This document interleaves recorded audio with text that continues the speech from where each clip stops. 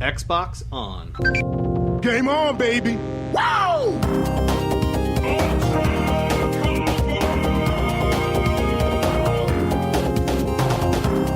Don't make a girl a promise you can't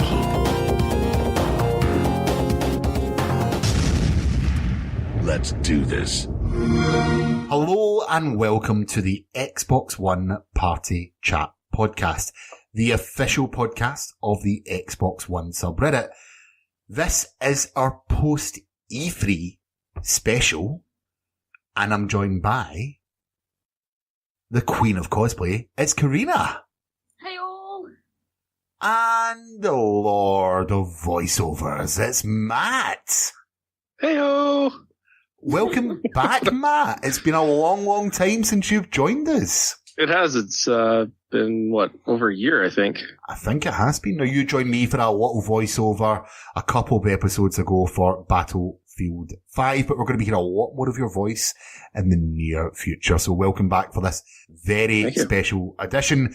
Just to let our listeners know, we are recording this literally as the conference ended. We went out, we hit record, and we are just going to vent and talk about the Xbox conference at E3 2018. It's very live. It's very much unedited. So do not expect a regular episode. But let's face it, you want to hear our thoughts and opinions. That is why you're with us this week. So anyway, we're going to get it started with the way that the conference started. And that is Halo Infinite. Guys, I do not know about you. Halo, the defining moment for Microsoft and Xbox. For years and years, I am super excited to see what they're doing with this. Matt, what was your thoughts with the conference starting with Halo Infinite? I mean, I don't think it would be a Microsoft conference without showing Halo. So I was kind of expecting to see it, but I'm pretty stoked, especially if that is not just CGI, if that's kind of what the game looks like. I think it's going to look pretty gorgeous. Okay. Like, the show begins, it was like a tour of nature showing the whole ecosystem at work. There was different beasts, there was, like, strange writing everywhere. It felt a little bit different for Halo, if that makes sense. Carina, what's your thoughts? I'm quite looking forward to it. It looks really, really nice. I'm curious where they're going to take it though. Like, especially the storyline. Where's it going to head off? Where's it going to go? I'm intrigued, but I want to see a little bit more. Okay. Matt, like, are you a Halo fan? Is this something that's going to make you buy, or you don't even have to probably buy day one, it's probably going to be Games Pass. Is this something you're going to boot up day and play through the campaign, or are you more of a multiplayer type guy? Do you need to know? I'll be playing single player for sure. I don't play too much multiplayer, but I'm pretty stoked for it. I'm definitely going to be playing this day one, come launch day. If I didn't have Game Pass, it would be a day one purchase for me, just because it's in the Halo franchise. Love Halo. See, for me, this feels like a little bit of a difference for the Halo sort of series. I think they've maybe looked at the last Halo game and thought to themselves, we need to do something better. We need to listen to our fans. We need to do better. And the fact that this is coming out not only in Xbox One, but Windows 10 from release. Mm-hmm. We all knew that was going to happen. But not only that, we have a new engine. It's called the Slipspace engine. I'm excited to see exactly what happens with this, because if the weather and the aging and everything, all the mechanics come in place, this is going to be a beautiful, beautiful game. Oh, imagine it 4K. So pretty. Oh, yes. Well, we're not going to give you every single thing from the conference, but I'm going to move on now from Softwares, and I'm probably going to absolutely mess up the pronunciation of this game, but Sekiro Shadows Die Twice, and that's coming from Activision, would you believe? So that's the Dark Souls and Bloodborne creators are creating a Japanese style Bloodborne and Dark Souls game. Essentially, like, guys, this, to put it simply, I'm not a Dark Souls player. I get infuriated a lot, but this looked faster paced to me. And yeah, it looked absolutely amazing. It looked absolutely fantastic to me. And it's a great way to really get people into the show for a non-exclusive game. What do you think? You know, I've never really played I'm sorry, but I've never really played Dark Souls either. But you know, honestly, this looked like Samurai Jack. If anyone's ever watched the TV show, it looked like the video game 4K realistic version of Samurai Jack. And what is Samurai Jack? I've never heard of this. I don't know. So I don't know, because I was like 6 when I watched it, and it used to creep me out because there was this big like shadow dude that would just be all creepy and be like, yeah. And then so yeah. So I don't know, because I was like 6, so I never understood it. But that's what it looked like, because it'd just be a guy with a samurai sword chopping everyone's head off, and that is basically what you do in the game. Well, by the gameplay, it looks savage. Not gonna lie, it looks pure savage. It looks pretty cool. But yeah, I'm gonna call it like the game version of Samurai Jack. Bear in mind, that's From made Tenchu, so they've got a history of games like this. They've made Dark Souls. It looks like a cross of Tenchu and Dark Souls to me. That's essentially it. But I don't know if you remember last year at the Game Awards, they did a very, very brief teaser, and everyone assumed it was Bloodborne 2. Remember at the time? Oh yeah. So this is a surprise for me. Like, I knew that this was sort of coming, but a Japanese Dark Souls, quicker paced, from Don't Make Bad Games. I hope that I can get into it. The difficulty level scares me a little bit because I don't have time to master these type of mechanics, but I'm not even going to try and pronounce the person who's basically the director on the game. I think it's, I'll try. Is it Hidetaka Miyazaki? Hidetaka Miyazaki? I'm gonna say yes. Okay. I wrote this down when we were watching it. So Carina and I were watching this together. It was a hard-hearted warrior whose mission is to rescue his master, a young lord, and exact revenge on his arch nemesis. Pretty standard for gaming, that, but if we get to kill big bosses while shooting out a tether from our arms to attach ourselves to things, I'm all about the Japanese Spider-Man. Let's roll for it. Japanese Spider-Man? I love that. I want to watch someone speedrun it and not get a single hit. If someone could do that. The game's not even out yet and you want somebody to speedrun it. The person that cheats at blooming Battletoads, okay? Oh, you know what I mean? Oh, here we go. Wait till that comes later on. Wait till this comes on later on. Okay. Yeah, that will come later on, you know what I mean? I honestly cannot wait to talk about Fable 4 later on, because that was the most amazing trailer I've ever seen, Carina. Yeah. Wait. What, did you not see it? Yeah. Great. So just for some context, I was maybe 20 seconds ahead of Carina in the stream that we're watching. And every new trailer come on, I went, oh my goodness, it's Fable 4. And Carina went, what? I'm so excited. Oh, it's Fable 4, it's Fable 4. And I was like, no, I'm not joking. And she got so angry. Like, right. Why have they not announced it? Why? Right? Yeah, but okay, so at the beginning, they were like, look, we got these amazing studios. Playground Games, right? So we all know Playground Games has an open world RPG. We all know that it's rumored and probably Fable 4. So why did Phil go and hint? He hinted, he was like, we'll talk about that later. Phil, where is Fable?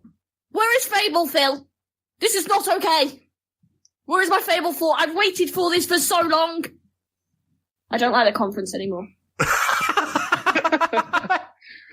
Okay, so she go and bug Reese. Yeah, blame Reese. Reese has got a connection. Reese, yeah. You know what? I was angry. He never had a t-shirt with my face on it. You know what I mean? I've got the real reason to be angry here. You know, Albion. I'm pretty sure that's not how you pronounce it actually. But I need that. I need the Fable 4. I need the. Yeah. So let's move on. Doing Playground Games? From one thing that hasn't been announced to something that was announced about 5 years ago and still isn't out. Crackdown 3 trailer shows Terry Crews basically blowing everything up in sight. Guys, are you still hyped for Crackdown? What, the game that's going to be cancelled? It's not going to be cancelled. Well, it can't be cancelled now. No, that's true. I never played the other ones. They don't really, I mean, to be fair, Terry, okay, the thing that everyone's waiting for is the fact that it's got Terry Crews in, and I think it'll be a laugh, and everyone will enjoy it. But what are they doing? Why, they've delayed it as well. Come on, guys. Just give us Crackdown 3, let us all have a laugh with it, play it on Games Pass, you'll be fine, and we can wait for it all to blow over. Also releasing on that day's Anthem, the day it comes out, just to point that out. But, and guess what else comes out that day? Days Gone. Oh. So that's going to be an interesting day, and my wallet will probably cry. But it's okay. Matt, are you excited for Crackdown 3 Terry Crews kicking ass? Like Carina, I never really played the previous two, so I don't know. But because it's coming out on Game Pass, I'm definitely going to try it. I do kind of like the open world games. Okay. So yeah, see, I'll give it a go. I played all of Crackdown 1. I never played that much of Crackdown 2 because it's pretty rotten. But you know what?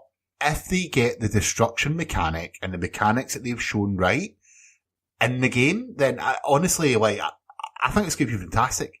Mm-hmm. I think, if this wasn't an exclusive game, people saying, oh, delaying it, that's fine. Get it more polished, get it better, that is fine. The problem is that us Xbox fans are crying out for exclusive titles to release right now, and the problem is that Crackdown fell to that by showing itself too early. So, I'm still hyped for Crackdown, but is it going to be one of those that the mechanic is absolutely amazing, but it's just maybe a little bit boring? You know what they should have done? Focused on Fable 4. Oh. Carina.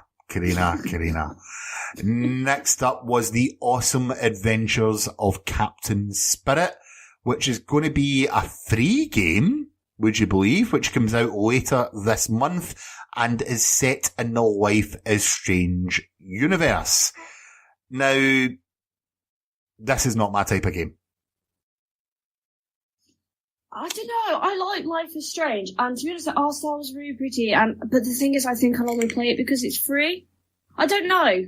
I feel like I don't know if I felt like it was a bit of a sympathy storyline. However, it was very pretty to look at for the art style, and I think it'll be really cool because it's for a free game. I will definitely give it a go, and I think I will enjoy it. I will enjoy the game, but I think if it wasn't free, I don't think I'd go out my way to play it. Unless it was maybe an add-on to Life is Strange and it had some sort of connection. But I don't think it does. I think it's just set in the same universe, isn't it? Or by the directors of. Matt, you a Life is Strange fan? Again, like Crackdown, I've never played Life is Strange. You are a terrible panel of... I know. Honestly, I've played the first one. The first one was absolutely fantastic. I've played the first episode of the second one, and I've got the rest to play. It's a fantastic world that does have a lot more stories to tell. But to release a free game, multi-platform, on the same month it comes out, I'm not holding too much for this. The Life is Strange team actually wrote this. I went over to the official blog post while it was going on. With it, we've created a self-contained narrative experience that's brimming with content. The deeper you dig, the more you'll discover. Whilst this demo is designed in the usual Life is Strange way, keyword demo, and allows you plenty of time to explore everything, it is at the same time structurally different to previous entries. You'll most likely see and discover new content on subsequent playthroughs which you might have previously missed, and there are some secrets that may well take a coordinated group of fans to unravel. This sounds like a tech demo. A little bit, yeah. Yeah. So are we I'll still give it a go. I'll give it a go as well because it's free. Let's face it. Mm-hmm. It's free. We're going to give it a shot. Why the hell not? But, this is probably not big news compared to some of the other things, but anything free is nice, so I thought our listeners might want to hear about it. But next up, looking at the list, which I've got scrolling down here, is the moment I personally, one of the two moments I personally was waiting for, and that is Forza Horizon. You know what I was waiting for? What? Fable 4. Well, I'll tell you what, wait, this does have a 4 in it, but it's Forza Horizon 4. Okay? Is that good? Is that close enough? Well, possibly the same studio, and Forza begins with an F, but... It's also is set there in going to be Britain. driving in Fable 4? Maybe there's going to be driving in Fable 4. What are you going to drive? Half-Life 3 confirmed. Yeah. Basically, no, like this, basically, I was in a Discord chat with Carina, and we were shouting out, or I was shouting out, should I point out, but it's in England. It's in Great Britain. What's not to be excited about? And one of the guys, yeah, that's what one of the people chatted out. It's like, have people never driven in Britain? All we have everywhere is speed cameras. This is not, this is not a game that you want to play. But let's face it, I found out that you can drive in Edinburgh, which is a city in Scotland, of course, my country of birth and where I stay now. But the only thing I'm thinking about is driving in Edinburgh at night. You're going to have to avoid all the drunk people trying to cross the roads. Is this going to be an exciting game? Yes, because it's Forza Horizon. Because it's Britain. What could possibly go wrong, eh? Yeah. Well, as a Canadian, Matt, are you excited to drive round Britain in Forza Horizon 3 after Australia and Italy and I think it was America, the first one? Yeah. Oh, I'm just stoked for Forza Horizon altogether. Love this. Absolutely love the series. And, this will probably be the only time I ever get to actually go to Britain. So. Oh, see if you make it over, you can sleep in my couch. How about that? Does that sounds good? Fair? You can't drive. You can't drive my car though. You can't drive my car. I wouldn't want to drive. I would not want to drive. Well, one of the things coming out of this is it's going to be part of Games Pass, which is really exciting because Forza up to now has not been a Games Pass game.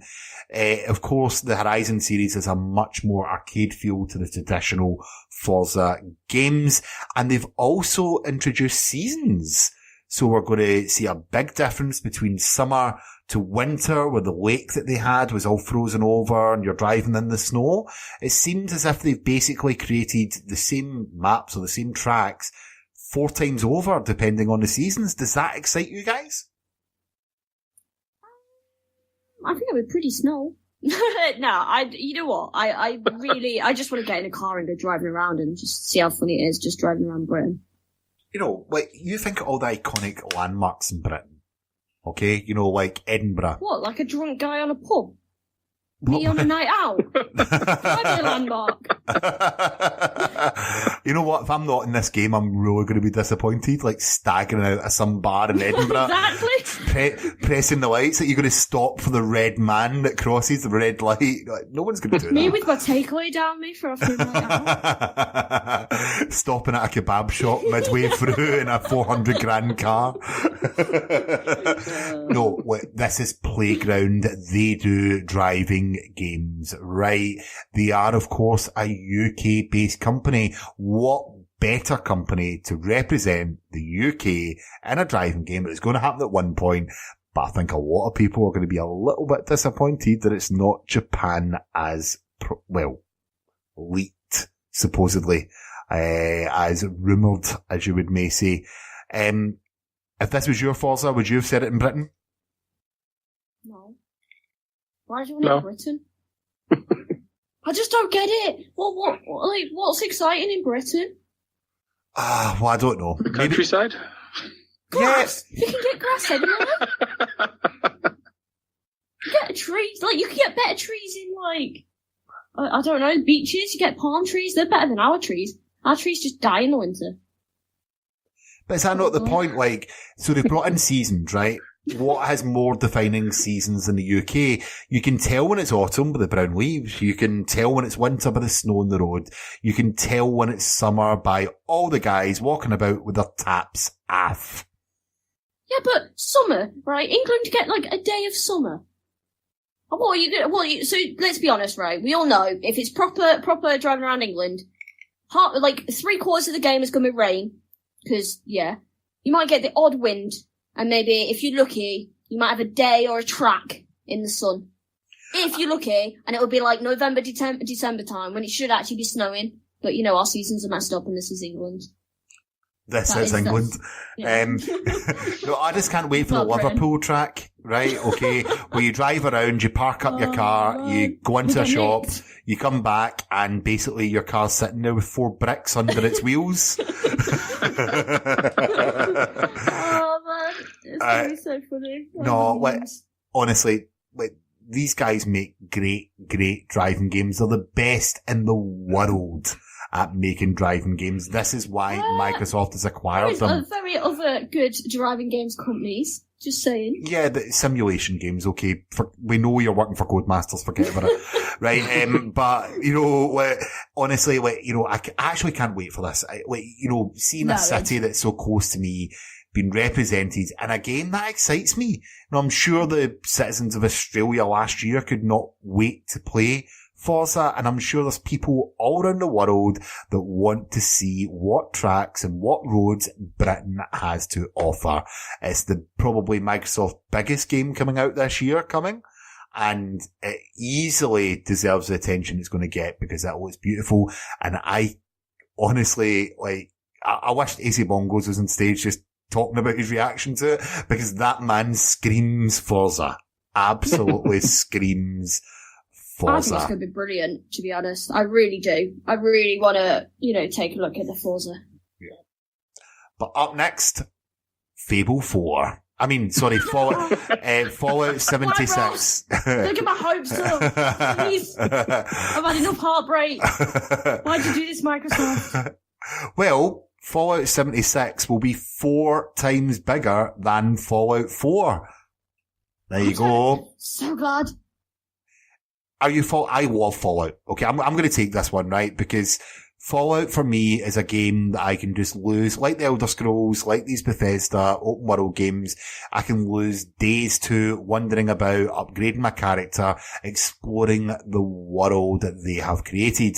And the players are going to be coming out of Vault 76 to a world which is 4 times bigger than the already incredible Fallout 4.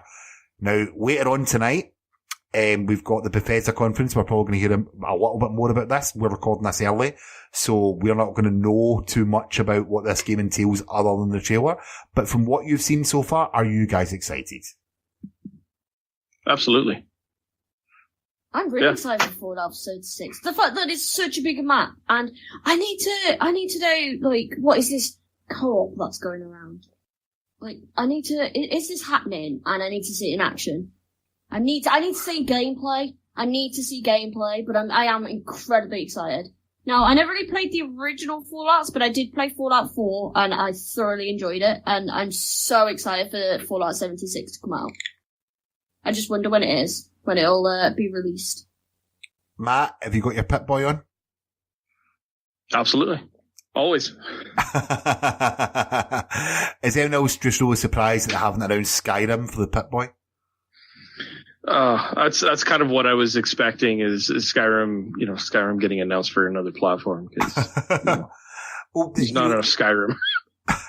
Well, the thing is, this could be set in the mountains of West Virginia, and another thing about our Discord chat is I sang that whole song the whole way through the trailer, 20 seconds in advance of Carina watching it on the trailer, and the whole time she just kept on telling me to F off. Yeah, I wanted to listen. I was excited, and you were singing West Virginia. Take me home, country road. Someone mute Ross.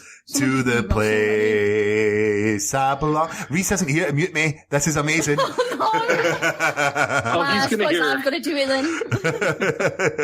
Well, this world, I hope Bethesda are the best at building open world. This game is coming out this year, and I can't wait. But next up, Matt, I believe we have some ID at Xbox trailers been announced. Want to give us a run through of some of the ID at Xbox games announced at this year's briefing? Sure, it's a pretty big list, I would say. So we had Outer Wilds, After Party, Kingdom 2 Crowns, Golf Club 2019, Warhammer Vermintide, which I think Karina, you said you were kind of looking into a little bit. I missed a few events. From what I saw, it looked very, very good. The only issue is it was very busy, like loads of people wanted to try it out, so I definitely do want to look into that more. However, you mentioned before, was it Kingdom? I want to say, is it Two Crowns? Please say. Yeah. Yeah, I played that at Res, and the interesting story about it is it's actually, okay, so when I first played it, I was a bit like, what is this game? Okay, I was a bit like, I'm not a big fan of it. However, I had played about 10 seconds. I died because I'd been stupid and not realised what the game was about. That was my own fault. I do this a lot. I skip a lot of things and should really read what you're supposed to read. And then I talked to the developer, one of the developers. I really can't remember the name off the top of my head, so I'm so sorry. And if he listens, hi. But the game itself is really interesting because you can play co-op as well. So you could do it with two people. And if you lose your crowns, then essentially you die or game over. But what happens is you build your own little, like, armies in certain places and lands. But what I found out and learned is that every time you play the game, like, if you go to another land, your original base will deconstruct, because obviously, technically, it's always been attacked. So you've got to keep going from one place to another, but then you've also got to transport back and make sure everyone's happy and make sure you've got, like, an army, but also building them, but keeping resources for your later armies. And I think it's very, very good on how you've got to come back from one place to another and just keep an eye. Because, you know, you can easily get lost in a game and then next thing you know, you can go back to an old base and it's been absolutely destroyed. But yeah, technically the whole thing about it is you and the other person you co-op with has a crown. So if you lose them, you die. But I really want to look into that more with, because I do a lot of Mixer, the controller, sharing the controller. Because it'd be cool if we could potentially, like, have, like, a viewer play the second person. Because I don't think it's co-op online. I think it's local co-op. I'm not sure. Don't quote me on that. But it honestly, it was very nice. The developer's really nice. And I actually really want to look into that game more. But yeah, that's one. Sorry. You can continue. That's all right. So we've also got Fringe Wars, which looks like a really cool space shooter. There's also Below, Conqueror's Blade. Oh, Below. I literally, okay. Another game I tried out. I tried out at Rest. I had a line behind me that was literally give me the evils because I'd spent way too much time playing it. So I had to kind of put the controller down and slowly, like, be dragged away, by my friend because, I'd spent too much time. It's one of those games where, like, you don't actually know what you're doing. You're technically got to survive, but if you die, you lose all your stuff, but if you get back to your own body, you can get your items again. But it's kind of like a puzzle game a little bit. Like I say, I spent so much time, but I barely explored, and you can get lost. Like, you can really get lost in the game in terms of you could be there for, like, hours on end and only do a tiny bit of it and not realize that, you know, several hours down the line, you think you've been playing for, like, 15, 20 minutes and you realize it's been 2 hours. Yeah. But no, it's a very, very, stunning game as well. But I'm really, really excited for that. Just because I'm a sucker for little, like, dungeon puzzle games. So that should be good. Cool. Conqueror's Blade, just Walking, Children of Morta. I think it's Children of Mordor there. I was like, wow. Children of Mordor, like, whoa. That's a dark story. Dark story there. Raj, an ancient epic. Raji, yeah. I've not played it. I looked into it a little bit because, funny enough, I'm doing a project at my course that actually is very similar to that. But that really looks nice. Apparently that's technically an old either a student project or a game jam that they've just been doing for a few years and made this really nice, is it side scroller? I can't remember, but it looks really, I've not looked into it too much. But it does look, it's very, mystical based and, you know, you're all in these ruins and you've got to find out, like, the like, ancient technology behind everything and, yeah, I'd definitely give that a look. Yeah. We've got Super Meat Boy Forever, Planet Alpha. What's that one? Cuphead, the DLC, The Delicious Last Course, Tunic, which, is definitely looks like a, kind of like a Legend of Zelda. Tunic. I need that. I need that. Absolutely, yeah. It seems so cute. It seems like a very cute game. I'm definitely going to get that one. I mean, it looks very Zelda-esque. Now, I'm a big fan of all the Zelda titles. I even brought my GameCube back recently to play Wind Waker. And I'm so looking forward to Tunic. At first I thought of I wondered if it kind of like a Super Lucky's Tale kind of thing. But it turns out it's totally not. It looks so cute. And the music, the art style, just everything just fit together so nicely. So yeah, I think that we can get that. Yeah, for sure. It's a modern take on Zelda. For me, this stood out from all the ID titles. I will probably listen to this at one point, and from all the trailers that they showed, this was the one game that I just turned around and went, wow, I need to play this. This is, retro NES, SNES, GameCube, Zelda, in a new format, with a new story, with what looks like fantastic bosses, fantastic combat. If they get this right, this could be an absolute groundbreaking game. Well, I know it's not groundbreaking in the sense where it's been done before, but it could bring that style of game to a modern audience that are going to love it for the same reason all us old people love it. It looks fantastic. Yeah.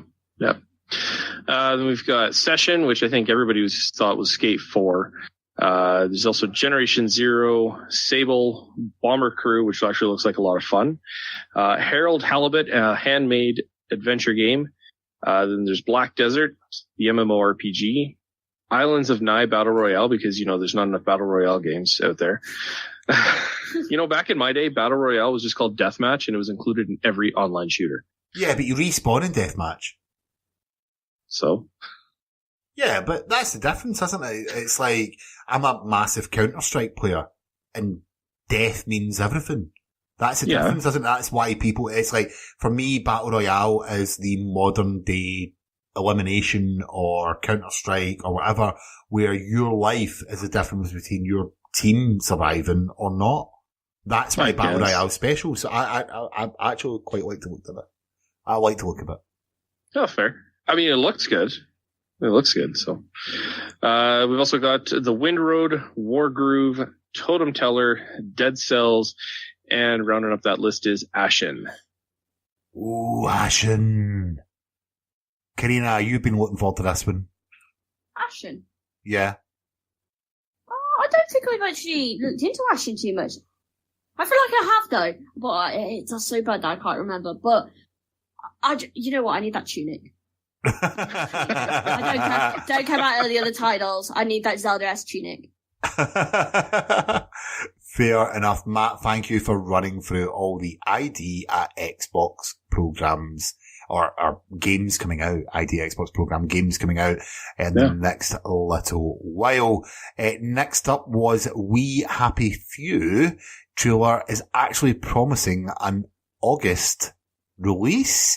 Now, the game launched, a year ago? In Something preview? like that. So it's early access, it's a preview on Xbox One and PC. The game, I'm just looking here, it launched in July 2016.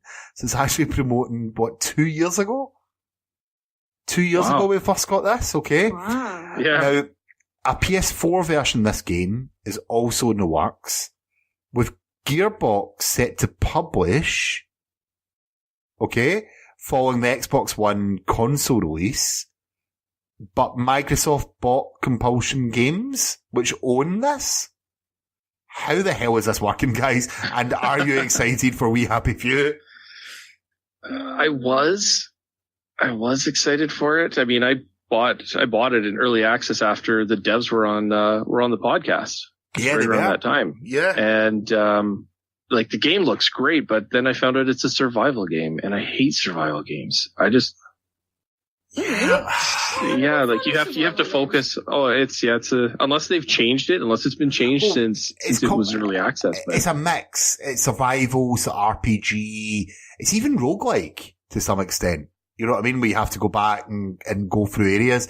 It's a mix of genres, I would like to say, but I would say it is quite survival focused. Yeah, I will give it that. At the time, bear in mind 2 years ago, how many games are coming out, but bear in mind this is also taking place in like a psychedelic version of 60s England. Oh, in fact, it's not even 60s, it's like World War II, isn't it? In fact, that's a good point. It's like an alternative future to World War II. Imagine a game came out like that, an alternative version of World War II. There's no other games like that, is there? I don't think so. No. I mean, it does have a bit of a Bioshock like Battlefield vibe 5. to it. Well, Battlefield V, Battlefield what are V? you on about? It's V. I'm kidding. Oh my god, people, please don't call it Battlefield V. It's like when people go, oh, can't we get GTO V? Do you know, Matt's the voiceover guy for Battlefield. But, Battlefield no, V. the thing is, with Really Happy Few is, I really like the concept of it. I'm really curious. I still don't know, like, the ending as such, and I want to know. I want to know what the storyline is. I want to know what's going on between this and why everyone's kind of freaking out but have to take this joy, which is obviously the drugs or the pill.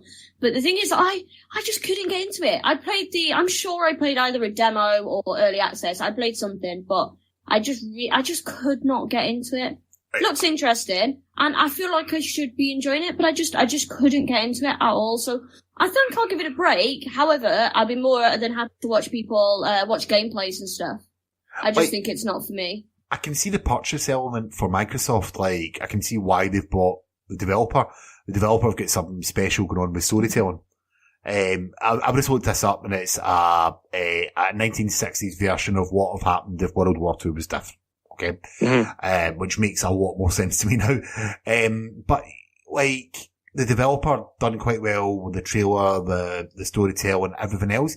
But like you, Carina, the game did not quite click with me.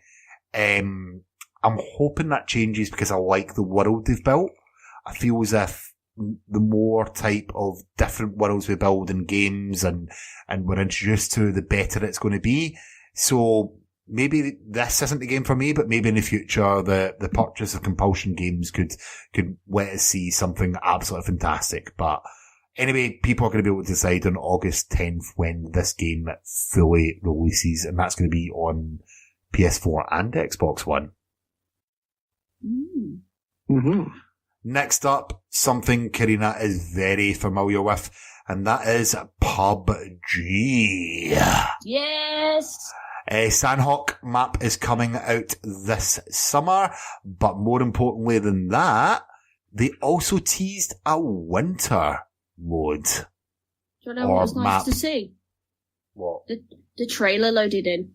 Oh. Obviously, like, can they please just fix it?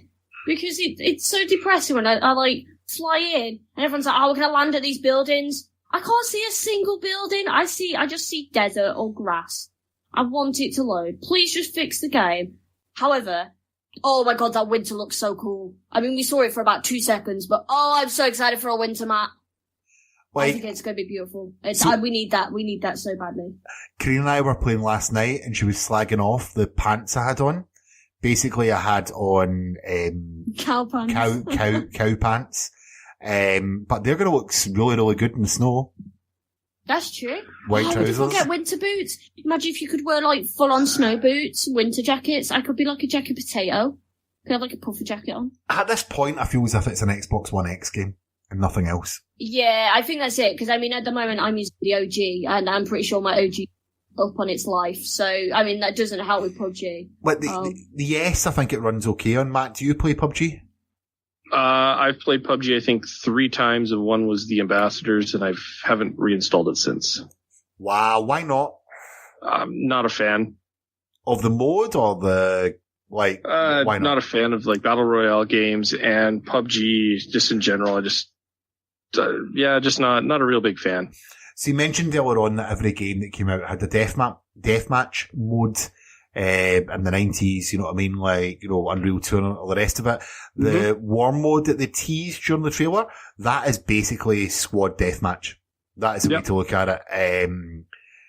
That is already out in PC. I'm a little bit excited for that. Smaller teams, or less players on the map, smaller maps. Is that going to change the whole thing for you, or? No. No? So it's just PUBG, you just don't like PUBG, basically? Pretty much, yeah. Okay. Carina, does smaller amount of players make you more excited? I'm still going to play PUBG, whatever happens. They can be like, oh, we're going to put the servers down, and I'll still turn it on. So we got a chicken dinner like 2 nights ago. Oh, we did? How good was that chicken dinner? No joke. So me and Russ play all the time, but I mean, I'm not that great. I just panic shoot. But honestly, that was the most coordinated game I have ever played, and we got it was just such a satisfying chicken dinner. See, this is why we play PUBG. Yeah, They hook exactly. me in. They just hook you in with the adrenaline. No, that's what I mean. They could do anything, and I still play PUBG. I still love it. I still get like addicted and angry when I die. I am excited for this. As a previous Counter-Strike player, I can see where the tactics could come in with a smaller map with a smaller amount of players, where the gun you have is more important than necessarily your position, if that makes sense. I suppose everything's important. I'm excited to see what happens with PUBG. Also, it looked as if they were heading towards a 1.0 on Xbox. So that's a big thing. You know, if they're introducing these modes and everything else, they might actually come out of preview this year. Here's what, because if they can get the game up to standard, to a point where they can consider it a 1.0, it just depends on what they consider a 1.0 and what we consider as a 1.0. Get the game sorted. We love it. We want to play more of it. Apart from Matt, he can fuck it off. But, you know, I enjoy it. You enjoy it, Carina. And I want to see PUBG do well with more mods, more way to plays, and a brand new map set in the snow. Think of all the songs I can sing. Oh no. Like Christmas. Don't tempt him. Next up, Tom Clancy's The Division 2 is going to launch next March. God, early next year's an amazing time for games. This looked for me a lot like the first game, but in a new setting. That's all it felt like to me. There wasn't anything groundbreaking. It is annoying chat like Ubisoft like to do between their multiplayer games. But it did have a very, very nice Air Force One shot down that we're shooting through. Guys, we excited for Division 2? I never played the first one, but now it's on Games Pass, so maybe I will. I don't know. I suck at shooting. We know it's just going to end badly. So, Matt, did you play Division 1? No, I don't have much. Honestly. No. See, I have a good excuse. I don't have very much time to play multiplayer games. So I don't really dive too much into games like, you know, like Division that it's almost strictly a multiplayer. But like Carina, maybe now that it's on Game Pass, I might try. Right. So, you know, it's moving from a sort of bleak winter New York setting to Washington in the summer. And it's a bit like Take Back the Capitol.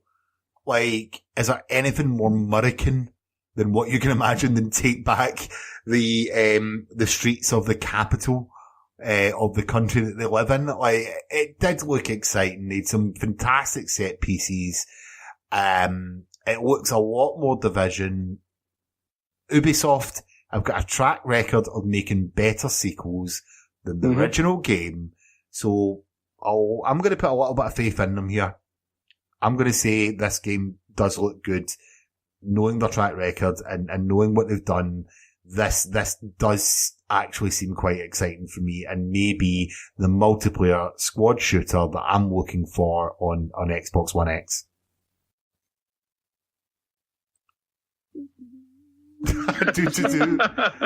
No one else agrees. I just not that bothered. Like, I don't know. The Division isn't for me. It isn't for me. It looks nice. The UI looks really, like, very well put together. Better than the first one, but I don't think it's for me. Okay. No problem. Well, next up, I don't know how much you are, but Devil May Cry 5 was announced. It's coming spring 2019. So it's Dante Nero's next adventure. I'm not a huge Devil May Cry fan. It's a lot of hack and slash. It looks a lot of fun. It's very much a specific genre.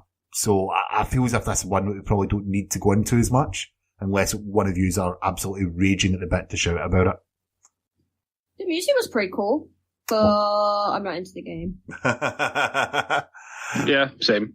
Well, Xbox Games Pass is getting faster tech and new big games.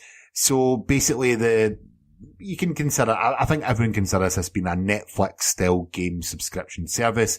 And starting today, it's going to include some older big name games, including The Division that we just mentioned, The Elder Scrolls Online, and that'll be the Tamriel Unlimited edition. So it won't include the new DLC. And Fallout 4 and Halo, the Master Chief Collection is going to be included. I think it's later in the year. But more importantly than that, they did announce that the $10 a month service is going to include all new games at launch for games made by Micro Studios. We did know that, but they reconfirmed the fact that Forza Horizon 4, which hadn't previously been confirmed, Crackdown 3, and there's other deals signed to include games like Ashen and Warhammer Vermintide 2. Now, I used to say that EA Access was the best deal in gaming. What do you think about this? Oh, I'm so glad. Like, this is what I love about Games Pass. The fact they're bringing out new releases straight on Games Pass. And not only that, I have a lot of people that I kind of like, kind of more the PlayStation side, but the amount of games that I've got them like playing, because I'm like, just try it on Games Pass, and they're loving it. And the fact that now Forza is on there, I've definitely played that. The Division, I might actually play the first one just because it's on Games Pass, because who knows, I mean, PUBG's a shooter and I'm addicted to that, so who knows. But honestly, these are really good. I mean, I own Fallout 4. I kind of expected that to come on Games Pass. Did expect Fallout at some point, You but can get it for Scrolls, £8. cool. You know what I mean? Like, I know. Yeah. It's like ridiculous for Bethesda games do not hold a value, the single player games. But, no, like, you're mentioning here, I like PUBG, so I'm quite like Division. Imagine you headshot someone and a 300 number popped above his head, but he still had 1200 to get down. Oh, okay, I might game rage. Well, next up, Black Desert gets an Xbox One beta later this year. So the action fantasy MMORPG, which has got millions of players according to them, made its debut today during the conference. The characters were sort of shown to us. Is Black Desert something which excites you or not? It's been popular on PC for quite a while, but Xbox players are going to get a chance to join a beta which begins in, I think it's August or September this year. That looks really cool. Mm-hmm. I don't know what is going on, but I really like it, and I'm already been trying to sign up for the beta. I really want to give that a go. Really looks nice. It's a beautiful looking game, yeah. It's a beautiful looking game. Like, on PC in North America and Europe, it got 3.4 million players on PC. So this is not a small game. You know, this is one of the larger ones. It'll be interesting to see if it can make the same impact on console as what it did on PC. Now, Shadow of the Tomb Raider took us back into the mystery world surrounding Lara Croft and it looked like Mayan. Would you say that's Mayan? What she was looking at? Yeah, it looked more Mayan than anything to me, because she was sort of solving puzzles inside of a Mayan temple. Like this, come on, it's Lara Croft. This is going to be amazing. Let's face it. Oh yeah. I'm already wanting to put my pre-orders in. All I'm waiting for is them to announce a figurine. I have the last giant statue, so that's the only reason why I haven't pre-ordered it already. I am so excited. I love the Tomb Raider series. Lara is just so badass. I can't wait. I'm instantly getting that game. Square Enix have still got a conference to come. The game comes out on all, I think it's PlayStation 4, Xbox One. I'm sure it's coming to PC as well in September this year. So, is this going to be the end of summer major game? They've got a lot to be against them, haven't they? Because Lara Croft's coming out in September, and there's so much coming out October, November. The only problem is, I've got Tomb Raider, and I've got Spyro. Games need to chill out, because I can't afford all these. How am I supposed to afford all these? Matt, are you a Tomb Raider fan? Kind of, but I haven't really played too much of the games. Whoa. Explain this. Are you just into Lara, or I played the original Tomb Raider ages ago. And then, I haven't really touched Tomb Raider. I fired up, what was the anniversary edition one? There was one that came out not too long ago. Yeah, there was an anniversary. It was the Tomb Raider anniversary. It was in Games of Gold. So it was like the original game, sort of remastered type thing on 360, yeah. Yeah, I kind of fired that one up and then ended up getting busy with other games and kind of forgot about it, so. Well, this for me is the pinnacle of gaming. Absolutely. Like, for me, it's a story which is told through a single character's eyes, who you go on an emotional journey with, and this is now the third game in that series. Like, yes, she is a mass murderer, you know, but this is... shoot a few people, kill a few people. It's alright. Yeah. Well, the first game was all about her taking her first kill, and then she went on an absolute murderous rampage. But, you know, like, the cinematic moments in this are what make it. The gameplay is fantastic. You know, you're exploring, you're raiding tombs, as the game name suggests. But, you know, the mechanic itself is sound. They've got a great character. They've had a movie out this year. All that I can see is Square Enix are keep on doing what you're doing, because I buy it.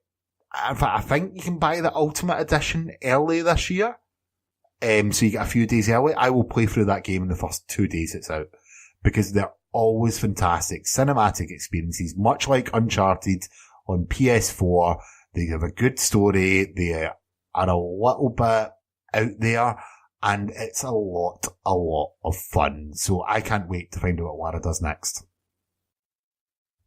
But next up, one that I know Bob Dutton Weave was excited about, and a game I cannot really get excited about myself, is Dying Light 2.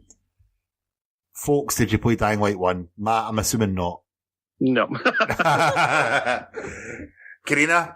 No, because I'll probably poo my pants. Can I say that? I have anyway. Yeah, but, will you have pooed them, or you have just said that? No, I mean, if I played that game, I said very mild, but yeah, I feel, although all the parkour, I mean, I feel like I just need to run around shouting parkour. Like, that's it. Like, that is the game in a nutshell, but it looks pretty cool.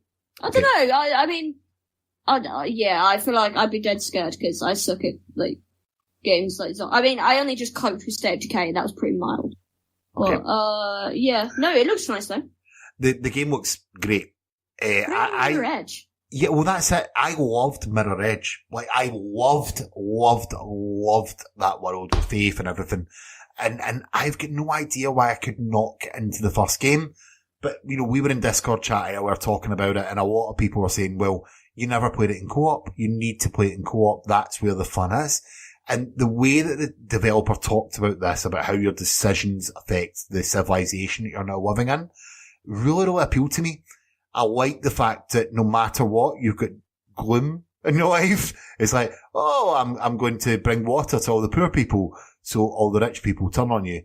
Or, oh, I'm going to give all the water and start selling it in the black market, so all the poor people turn on you.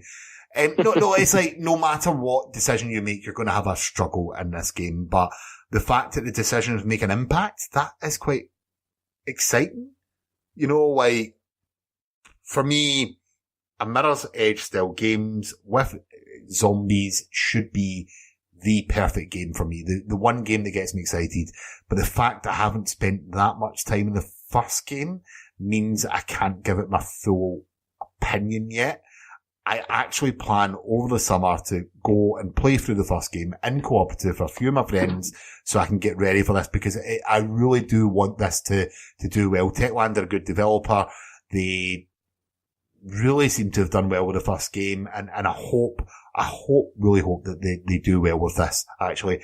But time will tell. Next one that I know Carina was massively excited for, and that's Fable 4. So first of all, Playground Games got up on stage and announced Fable 4 for everyone. And, that's what I'm going to dream of tonight. That's all I dream of now until they actually announce it. Is them being up there and announcing it. And you know, better, No, oh my god, imagine. I get up there with them, and I'm like, guys, Fable 4. So, And then, boom, this big is a moment. screen, Fable 4, Albion, here's your doggo, because you get an amazing doggo, kick the chicken, because that's what happens. Here's Fable! Why did they not do that? Okay. Why did they not do that? I've got no Grab idea. his wife. Ask Phil. Message Reese. Reese is at E3. Just point out Reese is not on this podcast right now because he's actually was sitting in the audience at the E3 conference. So, ask Reese. He might know. That's it. I'll Okay. get him to go tackle Phil and ask why what happened to Fable 4. Yeah. I get trolled hard in the next announcement, okay? So, first of all, they have the Gears Omen on stage, okay? And then a Funko Pop sticks its head out. And then I was like, okay, this is cute, this is fun, but it's not Gears. Then Rod Ferguson walks out and introduces Gears Tactics, which also looks fun, but it's still not Gears. Then, the moment I'd been waiting for, Gears of War 5 gets announced, with which can only be described as an emotional trailer. What did you guys think? I loved how they did that. That they trolled absolutely everyone. Everyone was like, what is going on? Oh my god, Gears, wait, why is the pop vinyls? And then they're like, why is someone coming on the stage for about pop vinyls? And then there we go, Gears of War 5!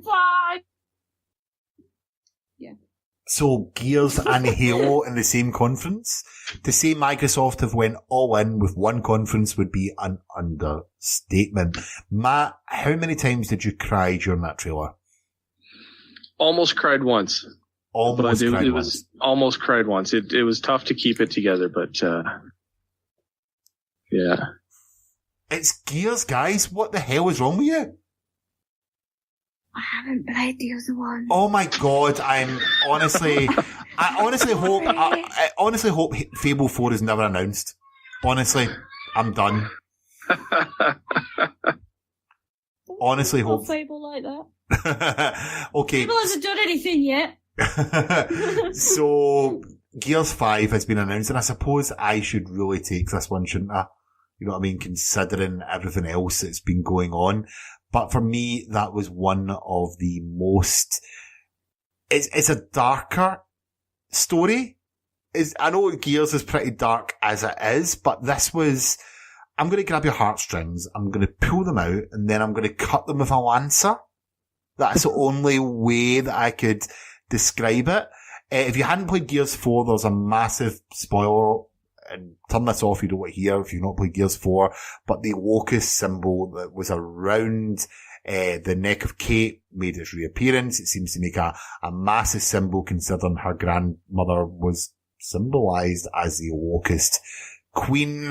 And of course, Marcus Phoenix and his son return alongside the rest of the Gears of War squad. It seemed to be a lot more varied in its backgrounds compared to the recent Gears of Wars. There's a lot more frozen stuff and jungles and the usual sort of like narrow little tight corridors with lots of areas that you can stick your head behind just to, get out of cover a little bit, consider it's a cover-based shooter. But Kate to me seemed to be the main character rather than JD, which is the opposite of what they'd done in the last game. And Dell made his return. So I'm wondering if they're going to do a split with Kate and Dell doing their story and JD and Marcus going off and doing their own story as well. It showed some melee weapons, which is quite new. But it's early days. It's early days to see about Gears, I'm excited. It's new Gears. We knew it was going to come at one point. Gears is still one of my most favourite game series of all time. I literally cannot wait to get a hold of this. Literally cannot wait to get a hold of this in 2020. Because let's face it, I don't know if they actually announced. It actually said 2019. Sorry. So hopefully that actually comes out next year. Because it does look good. It does look good. Next up was, we've mentioned earlier on, was Microsoft has 5 new internal studios. I'm going to run through these. It's Initiative, which is in Santa Monica, and it's headed up by Daryl Gallagher, who is at Crystal Dynamics of the Tomb Raider series. And at the moment they're just assembling talent, so we're going to see a lot more about that. Undead Labs, which is Seattle based, which done the State of Decay series, are now officially joining the Microsoft team. Playground Games, Forza, and the yet unannounced Fable 4. I was about to say, where's Fable 4 Playground? Have also came under the Microsoft umbrella. Ninja Theory. Okay, now, this is a one that I did not expect. So, they done most recently Hellblade, which is an absolutely brilliant game, but to become a first party studio, that is a lot of faith in them. I'm interested to see what happens a lot with this. They done, oh god, back in the day, Kung Fu Chaos, if I remember, back in the early OG Xbox days. And they done a DMC game, they done a Devil May Cry game as well. So, you know, it's an interesting one to take, but out of everything we sort of expected the rest, that was the one that stuck out. Lastly, Compulsion Games, which we mentioned earlier on, which developed We Happy Few. Sure Gearbox are happy about that. But next up, Battletoads is coming back to Xbox One. The game, I'm so excited. The game that Carina famously cheated on is coming back to Xbox One. I think you did a little bit. Can we just cover this, right? So yeah, okay, I cheated with a bit of Photoshop, which actually wasn't me, but I just went along with it. Then I reclaimed myself. So recently, a couple of months ago, I'm sure it was, we all had another go, and I'm pretty sure I beat you all fair and square, and we even had, I think, Apple, another user, he tried and beat it as well, and I managed to beat me, and then I beat him again. And I beat you all. And this was legit, and I have VODs to prove it. So I am I am the, best podcast co-host of the Turbo Tunnel, you know what I mean. The Tunnel. And I am so excited for it. I really hope they bring it back. Well, they have to. Why wouldn't they? And I am ready. I am ready. As soon as that is launched, I am ready to race whoever is top. Watch that leaderboard. I will be at the top. Maybe. With no Photoshop. Can I point out, so I've been doing a little bit on this. It's not developed by Rare. What? No, it's not. No. Is it a side develop? How would that work? It's Dahlia Studios. Oh, okay. Okay, so this is interesting. A famous Rare game is being brought back by a different studio, and we get no gameplay. And it is a new game as opposed to a straight port of the original one, which was recently most played on Xbox One with Rare Replay. So, I know you're excited, Carina, but Matt, you're a Nintendo guy. Big time. Yeah, you loved stuff like Battletoads. I loved Battletoads, especially Battletoads and Double Dragon. Yeah. You must be excited for this. Absolutely. Oh, big time. So why? Yeah. It's just a fun beat 'em up. It's a fun beat 'em up game. And you're a giant toad. What's more awesome than that? Aside from Fable 4. Now, Carina, are you, I know you are excited. So why are you excited for more Battletoads? Bear in mind, this was released in 1991. What year were you born? I was -3 there. There you go. Come on. -3. You know what I mean? I actually really enjoyed it. I did play this. I did just play the Turbo Tunnel, guys. I did play the, normal game. I don't know what I did. I tired and been like, this is pretty cool, but I don't know what I'm doing. But I think the thing is, I get so competitive. You give me a challenge, and I will just take it. And I think that's why I enjoyed it so much. The fact that we were trying to race each other. I want to do that. Someone race me on the new one. Post me your score, and I will beat it. Well, I had this in the NES, okay? And I always remember it was like the Dark Souls of the NES. Not quite as bad as Teenage Mutant Ninja Turtles, but almost. Or Bart versus the Space Mutants. But, you know, it's a classic title that characters that people love. People have been asking for it for 3 years now. It's maybe a year late to announce it. Does that make sense? Better late than never. Yeah. Probably better late than never. Like, I feel as if the hype for Battletoads is maybe gone a little bit. But, you know, Rare have passed off to another studio who obviously they trust. And I'm hoping that this becomes a great game which shows a little bit of tribute to the original 1991 release. But next up in the story was, right at the end, Phil Spencer stepped up and said Cyberpunk, or didn't say anything actually, should I say. Cyberpunk basically took over the stage and showed us a very CG trailer of the game that got me, frankly, how can I put this? Wet. What about you guys? Oh, Ross. just trying to get that image out of my head. No, I generally spilt my drink over myself, that's what I mean. Sure. Oh sure. yeah. That one. This looked pretty cool. Actually, on my pod, we were talking about this, I think it was 2 weeks ago, and that was actually the first I'd heard about it. But, seeing this, I don't know, I wouldn't mind a new Cyberpunk MMO type game. Be kind of fun. Wait, so the funny thing about this, right, is one of the guys that we're streaming with, or watching with at the time, said, oh, they look like codes, and supposedly they were actually codes to The Witcher 3. Yep. Actually, Witcher 3 game of the year. Yeah, in the trailer, which was quite interesting. But you know what, this is, The Witcher 3 is almost universally defined as the game of the generation, and this is this developer's next game. Why can anyone not be excited about this? How can you Can I not? just confirm something? You know them codes? Yeah. I've been searching. Someone's already found out it's a website.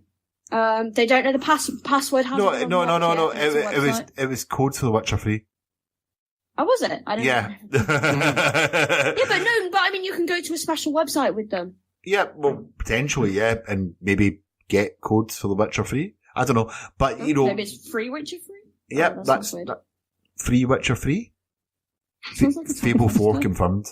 But no, like, the aesthetic for me looked right.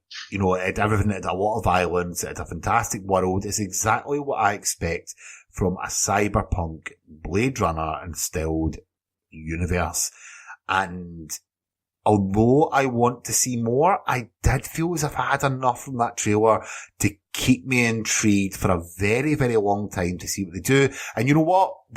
Like, CD Projekt Red, go away, take as long as you want, go and make a great game. I do not care when you bring this out. I'm going to enjoy it regardless. Don't rush it. Just do what you want with it. Honestly, looks great. Do what you want. That's just a good point. I really hope, because I think everyone will wait. We've waited so long. What's the difference in another year or so? Don't go, we're going to release it this date and delay it. Just literally, next E3, just turn up and be like, it's out now. And watch the world go, like, the servers will crash because there'll be so many people buying the game there and then.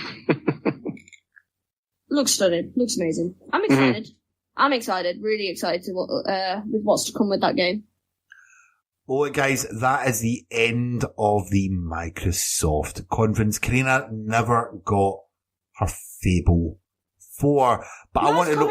It's coming. Just watch. When? Just watch. Why would they not announce it at E3? You know what? I'll just make it happen. I'll just be like, guys, we're having Fable 4, whatever anyone else says. Yeah. There you go, Fable 4.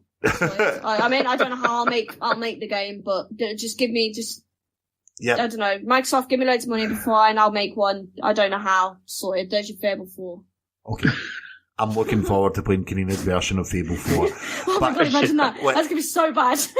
I want your highs and lows from the conference. Matt, what was your absolute high from the conference? For me was actually seeing, I'm sorry, I just remember what you're not talking about, sorry. My personal high was the Tales of Vesperia coming to Xbox One. Oh, I freaked out about that one. That was definitely my high. My low was that Gears vinyl pop thing, because we need another fabulous franchise that goes mobile.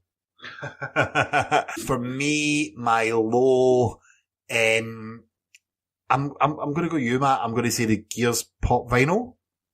But the absolute high was Gears 5 for me. Absolute feels trailer that got me right in the heartstrings and got me wanting to find out what happens next in the Gears universe. But anyway, that is our E3 special for the Party Chat podcast. Guys, thank you both so much for joining me tonight, straight after the conference. It's very late at night here. I know it's not for you, Matt. It's like, I don't know, 2. No, my kids are chomping at the bit. But, it's been a fantastic. I enjoyed the whole conference. I thought, actually, in my personal opinion, I think this has been Microsoft's strongest performance in years. They've done exactly what the fans wanted and showed us games, and games.